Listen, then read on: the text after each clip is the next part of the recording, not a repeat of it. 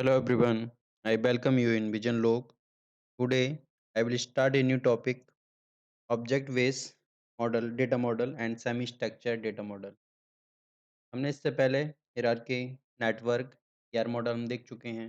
अब हम स्टार्ट करते हैं ऑब्जेक्ट बेस्ड मॉडल। एक्चुअल में ऑब्जेक्ट बेस्ड मॉडल जो है वो वर्क करता है मतलब जो डिपेंड बेस है उसका ऑब्जेक्ट है। इसे बोलते हैं ऑब्जेक्ट बेस्ड मॉडल। तो ऑब्जेक्ट मॉडल जो सपोर्ट करता है support A rich system type that include the structure and collection. तो ये 2 टाइप से हमें दिखाई देता है यहाँ पर 2 टाइप से हम यहाँ पर देखेंगे इसको। फर्स्ट आता है हमारा ऑब्जेक्ट ओरिएंटेड मॉडल, सेकंड आता है object relation model. Object oriented model जो हमारा ओप्स ओप्स जो हमारा फंक्शन है उसके ऊपर देखते हैं, जिसमें देखते हैं ऑब्जेक्ट रिलेशन ऑब्जेक्ट और रिलेशनल दोनों का कॉम्बिनेशन दिखाई देता है। तो रिलेशन में हम टेबल है, टेबल के ऊपर हम ऑब्जेक्ट का देखते हैं। टेबल के साथ टेबल का जो कंसेप्ट आता है हमारा, उसमें ऑब्जेक्ट को यूज़ करते हैं। अगला हम स्टार्ट करते हैं अपना model object oriented data model. तो ऑब्जेक्ट ओरिएंटेड डेटा मॉडल क्या है? इसे बोला जाता है it is the extension of ER model. जो हमारा एंटिटी रिलेशनशिप मॉडल था, एंटिटी रिलेशनशिप मॉडल मतलब एंटिटियों का जो रिलेशन जिसमें हमने देखा था, तो ये जो है एक्सटेंशन है एंटिटी रिलेशनशिप मॉडल का। एंटिटी रिलेशनशिप मॉडल में ऑब्जेक्ट ओरिएंटेड फीचर जो डालते हैं हम, तब हम ये मॉडल बन जाता है हमारा। मतलब एंटिटी या जो मॉडल था उसमें ऑब्जेक्ट ओरिएंटेड फीचर जो फीचर होंगे, हम उनके ऊपर फ़ोकस करते हैं यहाँ पर। तो हमारा ये मॉडल दिखाई देता है हमें।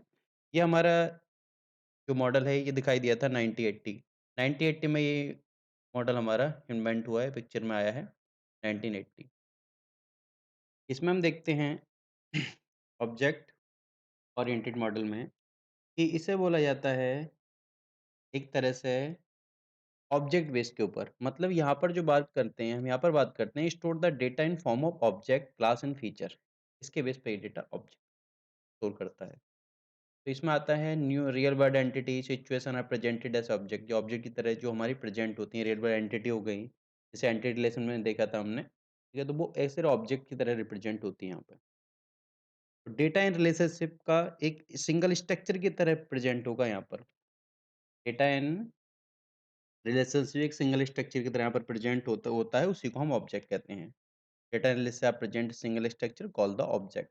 और ये जो ऑब्जेक्ट होंगे, ऑब्जेक्ट एक लिंक के थ्रू कनेक्ट होते हैं। वन ऑब्जेक्ट से अदर ऑब्जेक्ट को रिलेट करने के लिए, दोनों ऑब्जेक्ट को रिलेट करने के लिए यहाँ पर हम 2 ऑब्जेक्ट को लिंक करते हैं, उसके लिए कनेक्ट करते हैं हम यहाँ पर।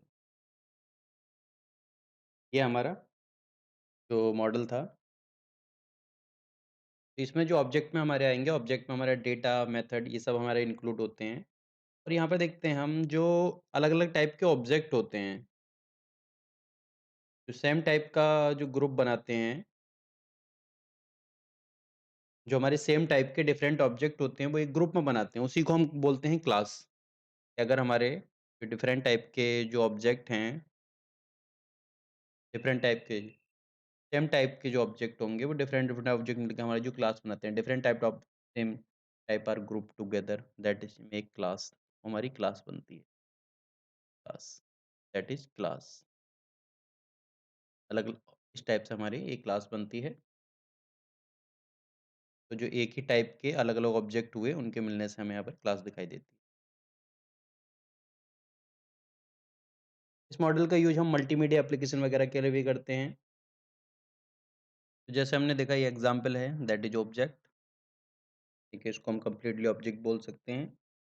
हम बोलते हैं कलेक्शन ऑफ डेटा। यहाँ पर डेटा अवेलेबल होगा अलग-अलग टाइप का, जो भी होगा उसका मेथड अटैच होता है, ठीक है? तो ये हमारा ऑब्जेक्ट होता है। Object is the collection of data and methods.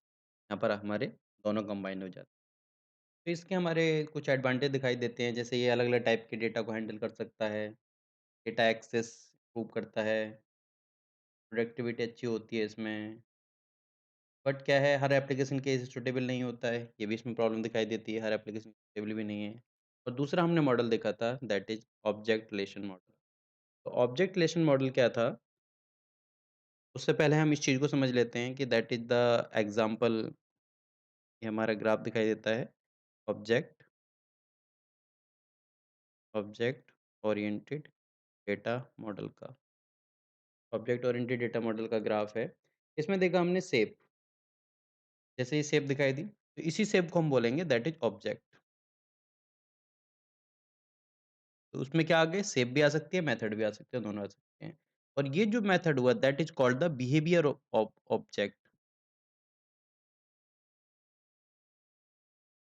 That is called behaviour of object. ये ऑब्जेक्ट का बिहेवियर है हमारा। ये हमारा होता है, जैसे अलग-अलग टाइप से हमने डिवाइड कर दिया सर्किल, स्क्वायर। तो यहाँ पर जो गया हमने एरिया फाइंड करना है इसका, तो इनके बीच में रिलेशन तो जो एरिया होगा सर्किल का एरिया जैसे हमने बोला क्या होगा रेडियस, इसका स्क्वायर कह रहे देंगे तो उसके लिए लेंथ रिक्वायर्ड होगी, स्क्वायर कह रहे तो उसके लिए रेडियस रिक्वायर्ड होगा। इस टाइप तो ये तो बोले जाते हैं, ये एट्रीब्यूट्स बोले जाते हैं। ये that is called attributes. Attributes और इसे बोल सकते हैं property of object, properties of object. ये हमारे ऑब्जेक्ट की प्रॉपर्टी होते हैं। जैसे हमारे एट्रीब्यूट्स हो गए, इसी टाइप से हम इसमें देखते हैं। अब नेक्स्ट देखते हैं day object relation model. Object object relation model हमारा सेकंड टाइप आता है ऑब्जेक्ट बेस्ड का। अब इसमें क्या है, इसमें कोई डिफरेंस नहीं है ज़्यादा। इसमें सिंपल जो हमने ऑब्जेक्ट ओरिएंटेड देखा है और उसका जो हमने इससे पहले मॉडल देखा था रिलेशनल, उन दोनों का कॉम्बिनेशन है। तो जो दोनों का गैप है object oriented data model and relation model का, उसको ये फिल करने का काम करता है।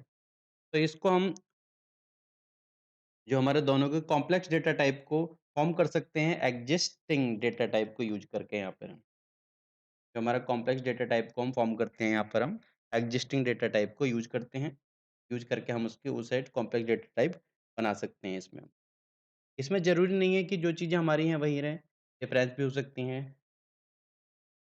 और अगली चीज़ आती है इसमें कि जो टेबल है, टेबल में ऑब्जेक्ट का कंसेप्ट यूज़ करते हैं यहाँ पर हम। यहाँ पे फाइनल दिखा दो क्योंकि रिलेशनल जो वर्क करता है, रिलेशन हमारा टेबल के ऊपर है, दैट इज़ ऑब्जेक्ट। तो जो टेबल में हम क्या है, ऑब्जेक्ट का कंसेप्ट हम यूज़ करते हैं, that is called object relational data model. ये था हमारा ऑब्जेक्ट बेस्ड मॉडल। अब हम सेकंड देखते हैं semi structured data model. Semi structured data model जो हम सेमी स्ट्रक्चर्ड डेटा को हैंडल करने के लिए यूज़ करते हैं। एक्चुअल में ये जो निकला है ये भी हमारा रिलेशनल डेटा मॉडल से निकला है। इट इज़ द एक्सटेंशन बोल सकते हैं या ये इवॉल्व हुआ है from relational data model. Relational data model से ये इवॉल्व हुआ है। तो हम इसमें देखते हैं semi-structured data model allow the data specification at where the individual data item of same type may have the different attribute sets। उनका जो हम देखते हैं इसमें कि ये डेटा स्पेसिफिकेशन ये अलाउ करता है जहाँ पर हमारे सेम टाइप का इंडिविजुअल डेटा अलग-अलग एट्रीब्यूट सेट रखता है। तो यहाँ पर एंटिटी कोई मिसिंग भी हो सकती है या एक्स्ट्रा एंटिटी भी दे तो इतनी फ्लेक्सिबिलिटी प्रोवाइड करता है कि इसका हम जो यूज़ करते हैं इसका यूज़ करते हैं हम वेब सर्विसेज़ के लिए। वेब सर्विसेज़ के लिए इसका वाइडली यूज़ होता है, वेब सर्विसेज़। तो यहाँ पर क्या है एंटिटी कोई इतनी ज़्यादा फ्लेक्सिबिलिटी प्रोवाइड करता है कि यहाँ पर एंटिटी मिसिंग हो सकती है, एक्स्ट्रा भी हो सकती है। ऐसे हमने टेबल वगैरह में देखा तो एंटिटी ना ही मिस हो सकती है, ना ही एक्स्ट्रा हो सकती है, जो भी फिक्स रहेगा।